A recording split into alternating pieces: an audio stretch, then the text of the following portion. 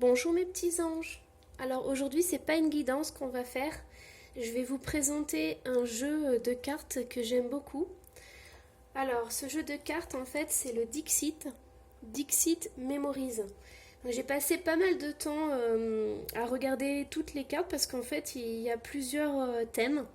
Et c'est vraiment celui-ci que j'ai adoré parce que il a un thème très enfantin que j'aimais beaucoup. Alors, Dixit, en fait, à la base, c'est un jeu de société. C'est pas un jeu de cartes. Mais j'avais vraiment envie de faire jouer le côté intuitif. Donc, vous allez voir, je vais vous montrer les cartes. Bon, d'abord, vous voyez, c'est une grande boîte. Les cartes, enfin voilà, ils ont fait une grande boîte, mais les cartes, elles prennent à peu près ça dedans. Donc moi, j'ai jamais joué aux jeux de société. J'ai pas eu encore l'occasion. Pour l'instant, moi, je me base surtout sur un tirage intuitif. Et j'adore vraiment cette approche. Allez, on va voir à l'intérieur.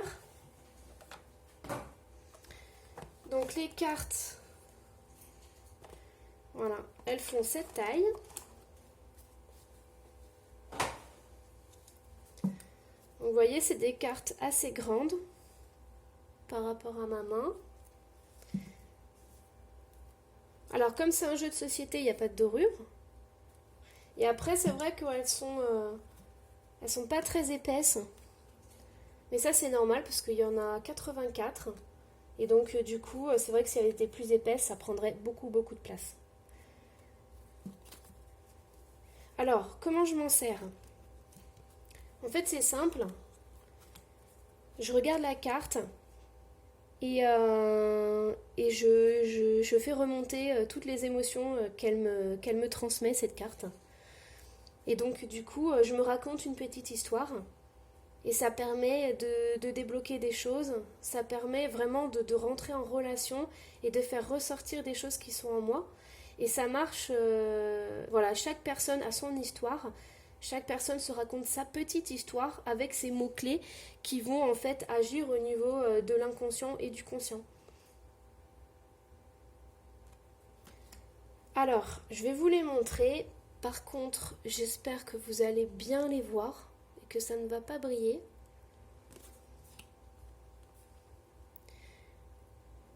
Donc dans le lot, il y a des cartes plus ou moins sombres, on va dire.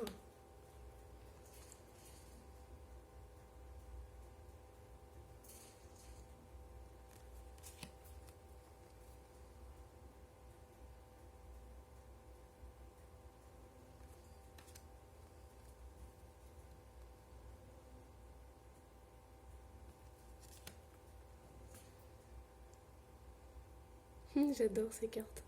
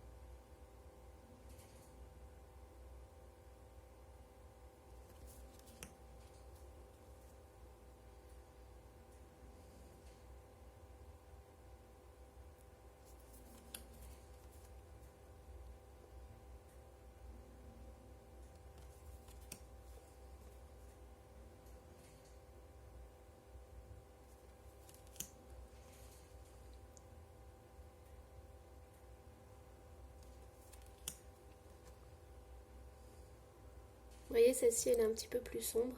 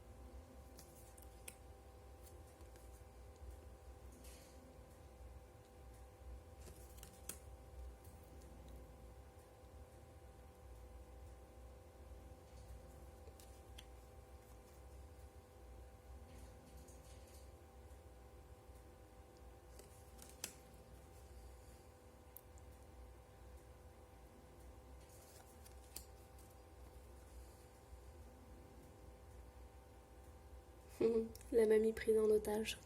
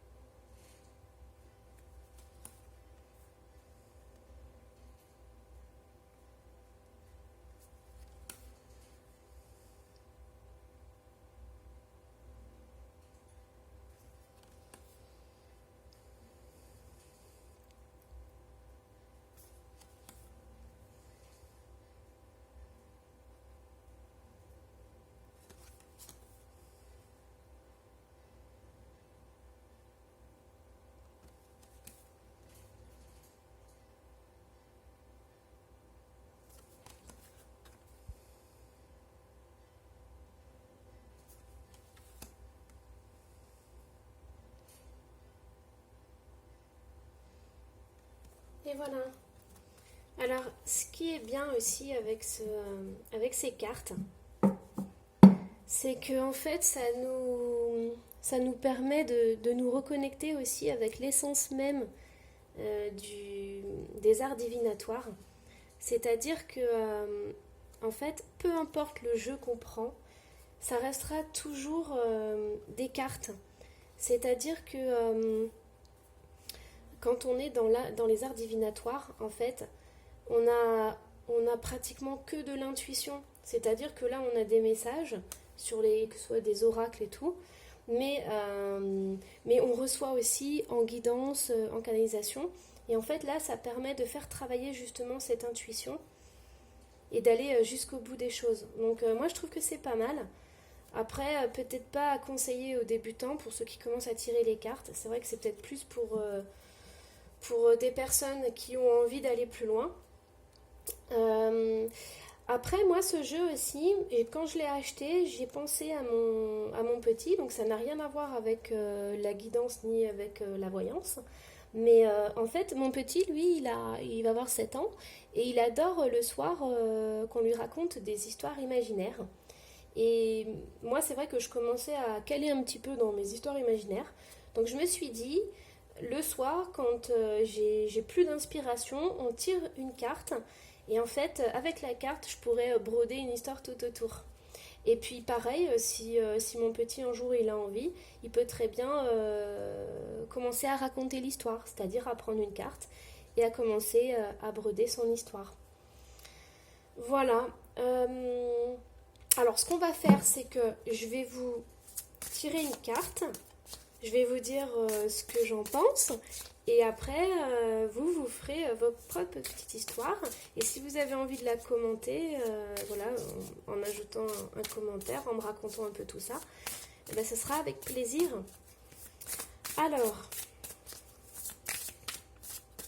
hop, on va prendre celle-ci. Alors, qu'est-ce qu'on a? On a une danseuse étoile qui danse en fait sur un lac. Donc là, on voit qu'il y a de la neige tout autour. On voit en fait une forêt qui n'est pas agressive, enfin qui ne fait pas peur, puisque en fait on a de la lumière au fond. Et là, on voit en fait ce qui contraste le plus, c'est qu'elle a une robe rouge avec un fond blanc et bleu. Donc elle ressort énormément.